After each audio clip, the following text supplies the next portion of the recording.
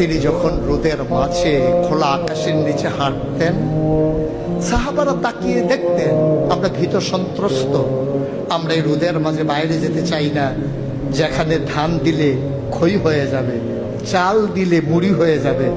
প্রচন্ড গরমের মাঝে তিনি হাঁটেন কেমনে? অবাক বিশ্বে উপরের দিকে তাকিয়ে দেখতেন নবী হেঁটে যায়, আর নবীর মাথার উপরে একটা মেঘের টুকরা ছায়া হয়ে হয়ে পাশে পাশে যায়।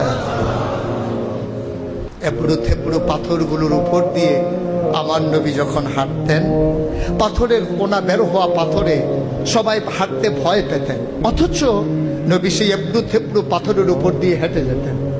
তারা চিন্তা করতেন নবীর কদমের নিচে এই শক্ত পাথর পড়লে উনি কি ব্যথা পান না? পরীক্ষা করার জন্যে পেছনে পেছনে অনেকেই দৌড়াতেন।